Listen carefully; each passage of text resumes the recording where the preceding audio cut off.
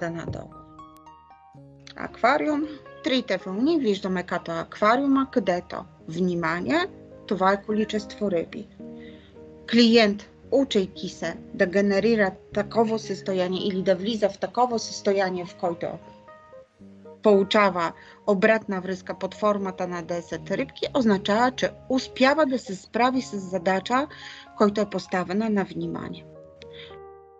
Когато имаме много мехури, това означава, че той се справя с поставена задача на тета, на будност. Водата е чиста, той се справя с задача, поставена в бета 2, поддържане контрол на спокойствие. Всеки един тренинг неврофидбек за самия пациент, това е тренинг. Той се учи да разпознава и да повлиява своите вълни.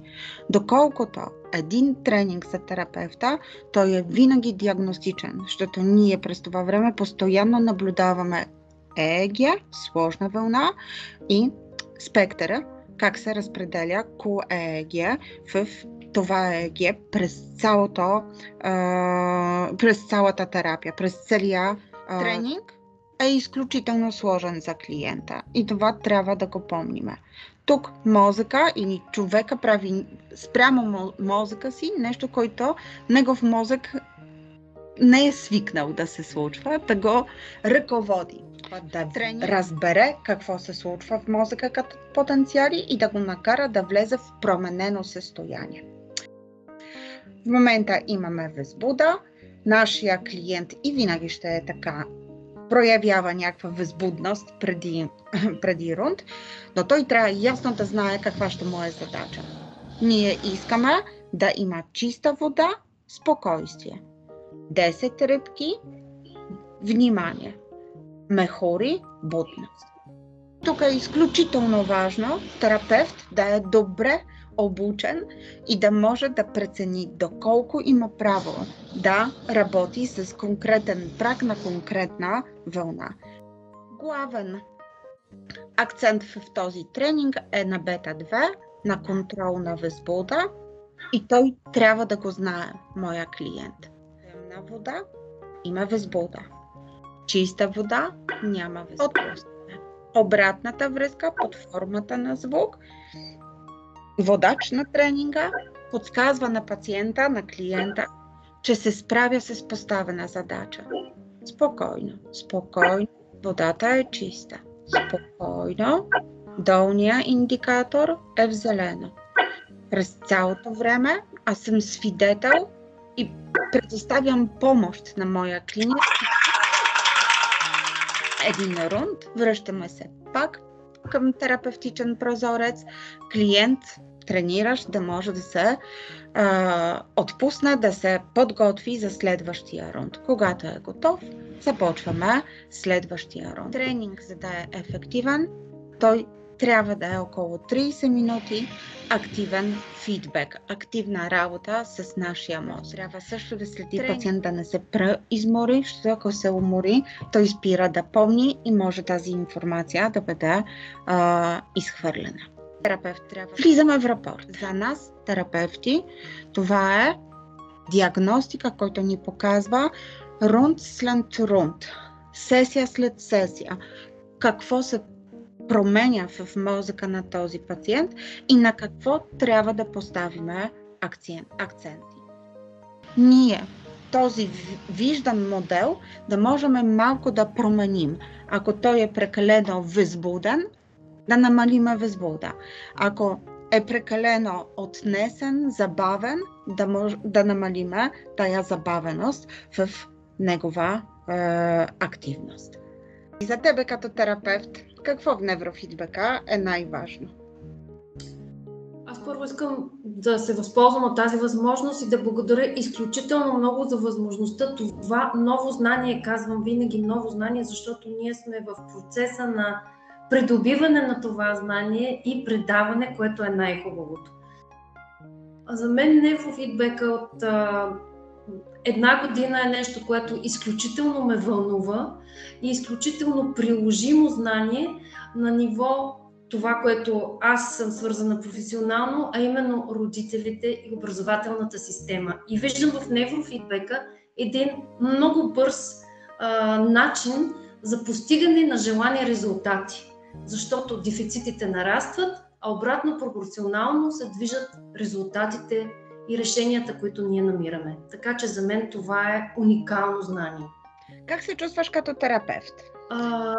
Като терапевт, отговорността така или иначе е голяма, но удоволствието също така, защото се вижда изключително бързо резултата, наистина, който анализираме, виждаме с цифрите, но въпреки всичко го виждаме и в поведението и реакциите на аз повече с деца, но наистина пластичността, ако мога така да кажа, на мозъка е осезаема.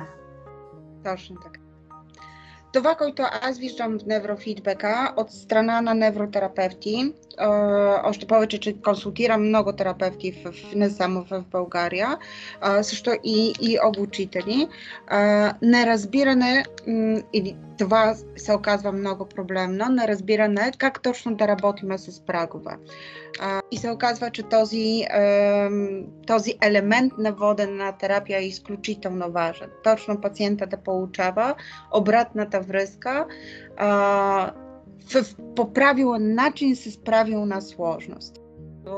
Тренингът е прекалено лесен, той просто няма да има резултати и обратно, ако е прекалено сложен, той също няма да резултати. Мисля, че е много важно невротерапевти също да разбират основни настройки, като честоти, като изчислителни буфери,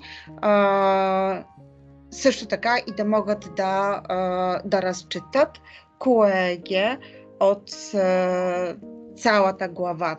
Показвайки сигнала на клиента, ние го учиме той да разбира, да навлезе навътре в неврофизиологична комуникация в мозъка му. От страна на пациента е очакването, като че ли много често нещо да се случи изключително бързо.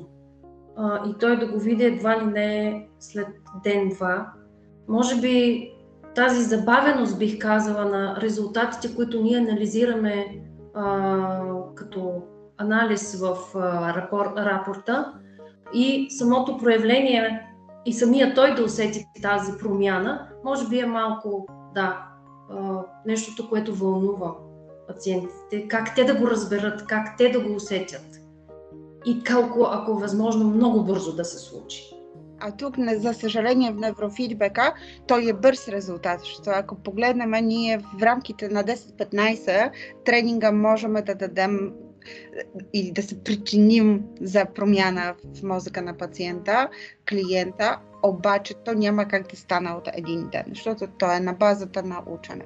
Както учиме да караме колело, да караме кола или да владеем някакъв нов език. То просто трябва да се натрупва. Като ядене с малка лъжичка. Научните структури на колегите, които ни гледат и на тези, които се интересуват от този метод, бих пожелала идеята, която Агнешка така сподели, поне 2 пъти в годината да се срещаме, за да обменяме идеи, постижения и информация в нашето развитие за благото на хората, с които работим и за които работим.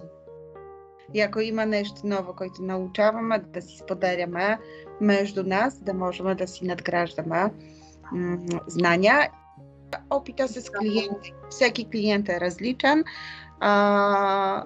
И колко те са повече, толкова по-лесно става за нас да разбереме колко и на тях им е трудно и че трябва да се настройваме спрямо всеки един клиент отделно. Благодарим за вниманието!